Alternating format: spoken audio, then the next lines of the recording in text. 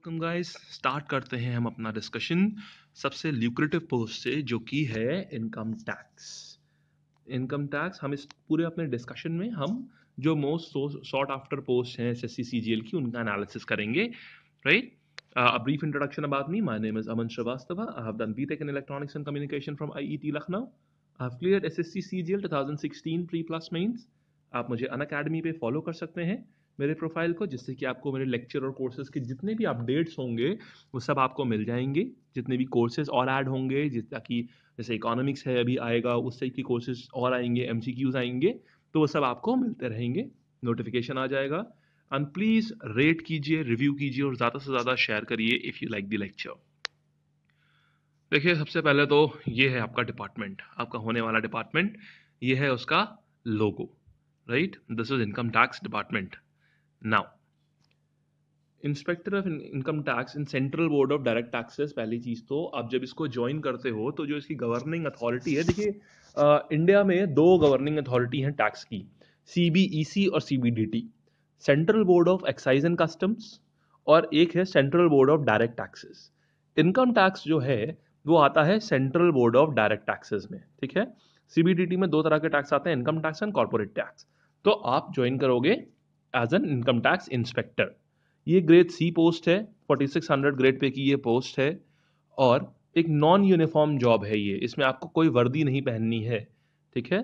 और desk plus field, इसका मतलब ये है कि देखिए इसमें आपको क्लरिकल वर्क, आपका मैक्सिमम आपका स्टार्टिंग का जो करियर होता है आपका 1.5 से 2 साल का, उसमें 80% आपका डेस्क जॉब रहेगा, क्लरिकल वर्क रहेगा, फाइल वर्क रहेगा, ठीक है?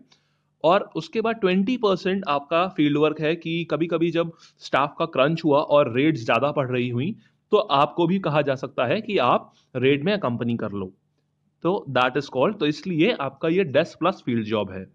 नाउ, एक एग्जीक्यूटिव जॉब है और most sought after job post through SSC. Maximum लोग इसको प्रेफर करते हैं। अगर टॉप 100 में हम देखें तो पिछली बार 2016 का अगर हम ट्रेंड देखें तो एग्जामिनर टॉप 100 में जितने लोगों ने एग्जामिनर लिया था उससे ज्यादा लोगों ने इनकम टैक्स को प्रेफर किया था, राइट? तो इसके अभी उसके पहले तक क्या होता था, एग्जामिनर ज्यादा लोग लेते थे और इनकम टैक्स को बाद में रखते थे। पिछले साल ऐसा देखा गया कि इनकम टैक्स ज्यादा टॉप 100 में गया है rather than examiner. Now, job profile देखिए, इसमें होता क्या है, इसमें दो सेक्शन होते हैं, assessment seat and non assessment seat. Assessment seats में क्या होता है, जो आपके इनकम टैक्स रिटर्न का असेसमेंट करते हो आप, जो लोग फाइल करते हैं, जो कंपनीज अपना रिटर्न फाइल करती हैं, आप वो असेस करते हो, असेस करके पूरी रिपोर्ट बनाते हो, ठीक है? Assess and verify process IT records of individual and firms. Refund के जितने भी क्लेम्स होते हैं, जैसे इनकम आपको आपका रिफंड फाइल करते हो, इनकम टैक्स रिफंड फाइल करते हो आप, तो आप वो सारे चीज़ आप प्रोसेस करते हो, फाइल्स आपके थ्रू प्रोसेस होकर निकलती हैं। और जो असेसमेंट सीट होती है वो वार्ड्स और सर्कल में बटी होती है। जैसे कि आपने सुना होगा कि जो आपका, जैसे सभासद आपने सुना होगा, आपके एरियाज में सभासद होते हैं तो वो एक वार्ड होता है, राइट? इसी तरह वार्ड और सर्कल, आप जो होगे एक वार्ड या सर्कल के जितने भी असेसमेंट्स होंगे, जितने भी फाइल्स होंगे, आप उनको देखते हो। इसी तरह जब इनकम टैक्स इससे प्रमोट होते हैं तो फिर क्या करते हैं, काफी बड़े एरिया को हेड करने लगते हैं। आपके पास यहाँ पे साइनिंग अथॉरिटी नहीं होगी आपके पास बहुत बड़ी, और डिसीजन अथॉरिटी नहीं होगी आपके पास। आपको इस प्रोफाइल में आपका जब इनकम टैक्स इंस्पेक्टर जब आप ज्वाइन करते हो तो आज सच कोई साइनिंग अथॉरिटी नहीं होती है, डेस्क जॉब रहती है असेसमेंट सेक्शन में, राइट? अब यहाँ बात आती है कि अगर डेस्क जॉब है तो क्या हम यूपीएससी की प्रिपरेशन कर सकते हैं? तो देखिए, यूपीएससी को हम अपने सारे जॉब प्रोफाइल में यूपीएससी की प्रिपरेशन मान के चलेंगे, क्योंकि अगर आप यूपीएससी की प्रिपरेशन कर सकते हो तो फिर आप कोई भी और प्रिपरेशन कर सकते हो, राइट? तो हम यूपीएससी मानेंगे क्योंकि मैक्सिमम लोग जो एस्पिरेंट्स ज्वाइन करते हैं उनका एसएससी के बाद यूपीएससी ही क्लियर करने का एम रहता है। तो यूपीएससी की तैयारी करने के लिए हाँ, आपके पास टाइम रहता है। ये सही बात है कि बहुत ज़्यादा टाइम नहीं रहता है आपके पास इसकी तैयारी करने का। रीज़न ये है उसका, क्योंकि इधर इनकम टैक्स में डिपार्टमेंटल लोड बहुत बढ़ गया है, यहाँ स्टाफ का क्रंच बहुत ज़्यादा है। ये डिपार्टमेंट अपनी 33 to 40% सैंक्शन स्ट्रेंथ पे ही काम कर रहे हैं। जितनी इनको स्ट्रेंथ सैंक्शन है उसका 33 to 40% पे ही ये काम कर रहे हैं। तो एक एक इंस्पेक्टर के ऊपर दो दो तीन तीन इंस्पेक्टर्स का काम रहता है, राइट? अब अपने आप ही समझ लो, अगर 1/3 स्ट्रेंथ पे काम कर रहे हैं तो इसका मतलब हर बंदा 3 बंदों का काम कर रहा है, ठीक है? तो ये चीज़ है, लेकिन इसका मतलब ये भी नहीं है कि टाइम बिल्कुल नहीं होता, बिल्कुल होता है, आप कर सकते हो। नाउ, अब नॉन असेसमेंट सेक्शन पे आते हैं। ये होता है डेस्क प्लस फील्ड जॉब। इसमें क्या काम होता है आपका, इंटेलिजेंस गैदरिंग के ऊपर आप लगाए जा सकते हो। इंटेलिजेंस गैदरिंग अब ये तुरंत नहीं होती है, ये आपके जाते ही आपको ये काम थोड़े हालांकि एक्साइटिंग लगते हैं सुनने में कि रेड्स कंडक्ट कर रहे हैं और रिस्पॉन्स टीम के साथ जा रहे हैं, इंटेलिजेंस गैदरिंग में जा रहे हैं। ये जाते ही ऐसा हो इसके चांसेस बहुत ही कम रहते हैं। नॉर्मली जब आप अपने करियर को स्टार्ट करे हुए आपके 1.5 से 2 साल हो जाते हैं, तब आप फिर इस टाइप की चीज पे आते हो, क्योंकि उसका रीजन ये है कि आपको जब आप असेसमेंट शीट पे होते हो तो आपको बहुत सारे रूल्स एंड रेगुलेशंस, ये सारे आपको प्रैक्टिकल एक्सपीरियंस मिलता है। वो चीजें आपको, ये देखिए फील्ड वर्क तब तक आप चाहे कोई भी ऑर्गेनाइजेशन हो आप तब तक अच्छे से नहीं कर पाओगे जब तक आपको प्रॉपर आपको खुद में थ्योरेटिकल नॉलेज नहीं होगी। तो वो चीजें कहाँ से आती हैं? वो चीज आती हैं आपके जो आपका पूरा प्रोसेस है 1-1.5 साल की नौकरी में जो आप सीखते हो, वहां से आती हैं। ठीक है। नाउ असेसमेंट, ये नॉन असेसमेंट शीट कहाँ पे आ गई? टेक्निकल में हो सकते हो आप, जुडिशियल में हो सकते हो, इन्वेस्टिगेशन विंग में भी हो सकते हो। इन्वेस्टिगेशन विंग में बहुत सारे लोग जाना चाहते हैं क्योंकि ऑब्वियस सी बात है पावर बहुत होती है इन्वेस्टिगेशन विंग में, राइट। और ऐसा नहीं है कि अभी हम इसके ऊपर आएंगे कि इसमें कैसे कैसे आप अंदर अंदर डिपार्टमेंट के अंदर कैसे चेंजेस होते हैं। तो ये बात हो गई, इंटेलिजेंस गैदरिंग की बात हो गई, आप इंटेलिजेंस गैदर करने के लिए जा सकते हो। और एक और बात इंटरेस्टिंग भी है, इंटेलिजेंस गैदरिंग में आप कभी भी ये नहीं बताते हो, ना आप रिवील कर सकते हो, अपनी आइडेंटिटी नहीं रिवील करते हो आप। तो थोड़ा सा ये मूवी जैसा भी लगता है कि थोड़ा सा अब एज अ स्पाई काम करके करते हुए आप इंटेलिजेंस को गैदर करते हो, राइट। आप अपनी आईडी वहां पे रिवील नहीं कर सकते। करियर ग्रोथ, हम ज्वाइन करते हैं as an inspector. Income tax officer बनने में ये टाइम जो है, आप 3 से 4 साल बाद आप एलिजिबिलिटी हो जाती है आपकी प्रमोशन के लिए। लेकिन एक्चुअल में जो आपका प्रमोशन होता है वो डिपेंड करता है जोन टू जोन। जैसे कि मुंबई जोन में बहुत सारे ऑफिसेज हैं तो वहां पे वैकेंसी भी अच्छी खासी रहती हैं। तो उस पर्पज से क्या होता है कि आपको इनकम टैक्स ऑफिसर आप 7 से 8 साल में आप बन सकते हो अगर आपने पेपर डिपार्टमेंटल क्लियर करे हैं तो। नहीं है अगर अगर आप यूपी साइड में हो अगर आप, तो यहाँ पे उत्तर प्रदेश साइड में आपको 10 से 15 साल लग जाते हैं आपको इनकम टैक्स ऑफिसर बनने में, राइट। देन उसके बाद further 5 to 7 years for assistant commissioner. एक बार आप असिस्टेंट कमिश्नर बनते हो तब आप आ जाते हैं आईआरएस सर्विसेज के अंडर में आ जाते हैं, that is Indian revenue services को आप ज्वाइन कर लेते हो और आप एज एन आईआरएस ऑफिसर माने जाते हो। ये आईआरएस ऑफिसर वही है जो कि यूपीएससी से डायरेक्ट रिक्रूट होके आते हैं, ये वही आईआरएस ऑफिसर्स हैं। ठीक है। तो आप प्रमोटी आईआरएस ऑफिसर हो जाते हो और यहां से आगे तक पूरा आपका जो कैडर चलता है वो आपका आईआरएस कैडर चलता है।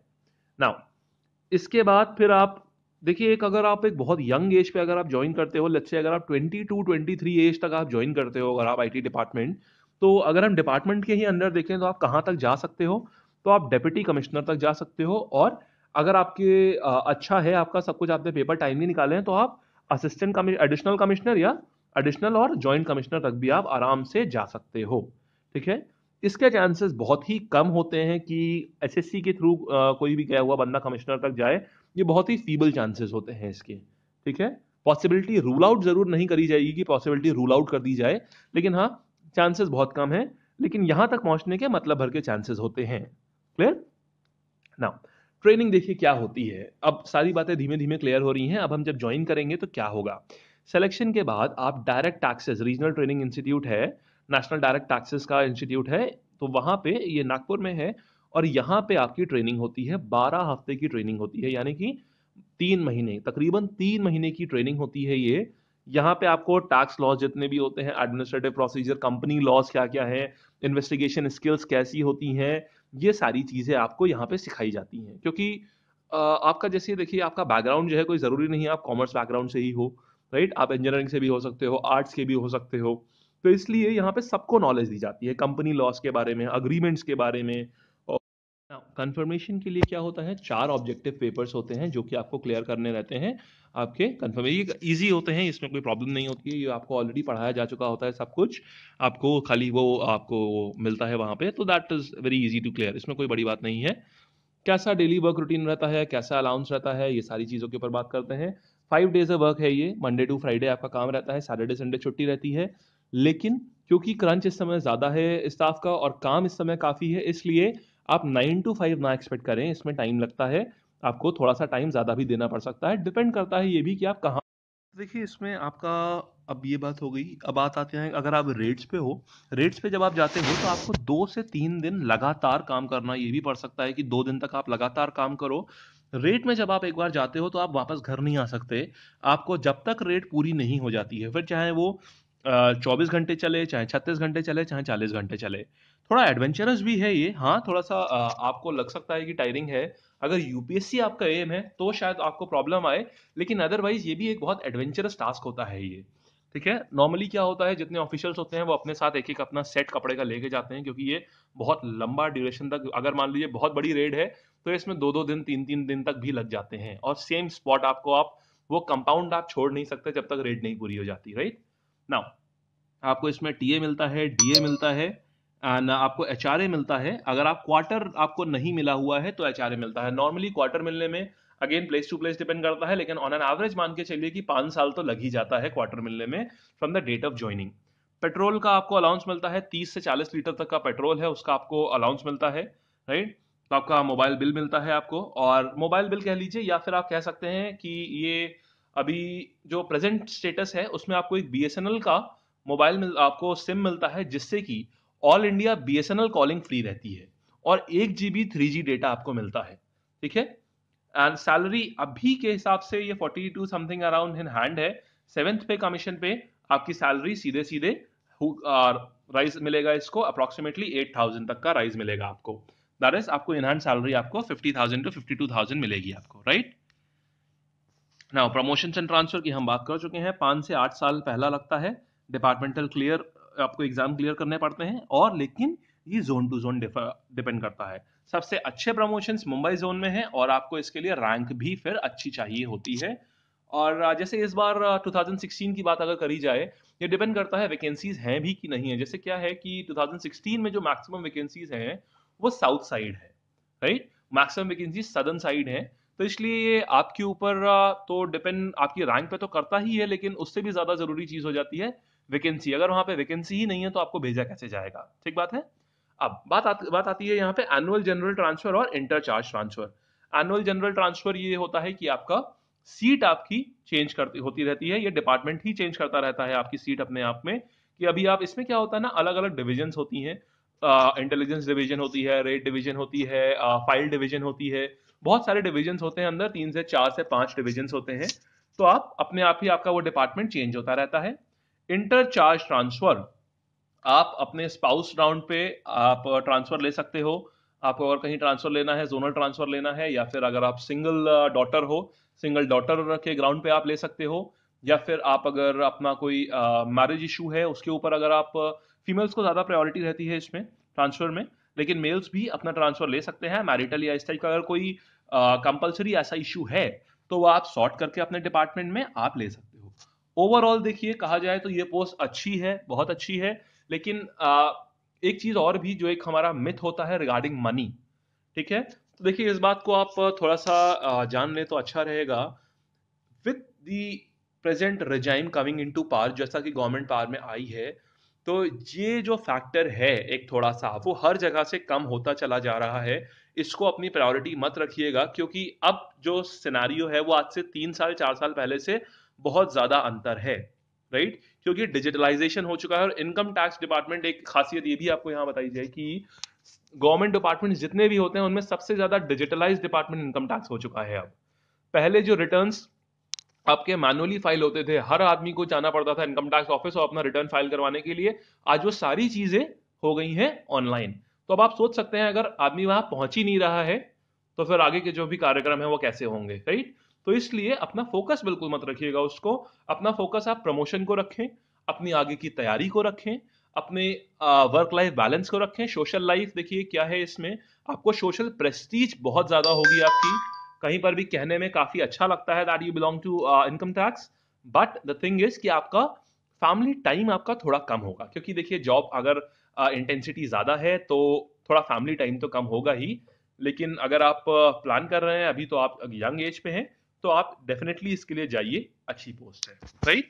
And thank you so much guys, अगर आपको ये पसंद आया हो, अगर आपको पूरा एनालिसिस पसंद आया हो, कोशिश करी गई है कि इसमें मैक्सिमम पॉइंट्स डाले जाएं इसमें आपके लिए, यूपीएससी पॉइंट ऑफ व्यू से लेके हर पॉइंट ऑफ व्यू तक आपको डाला जाए इसमें ट्रांसफर प्रमोशन। तो इसको प्लीज रेट कीजिए, रिव्यू कीजिए, और इनके आगे के जो और पोस्ट हैं वो हम उनको अपने फर्दर लेसन्स में हम उनको डील करते रहेंगे, right. Thank you so much guys.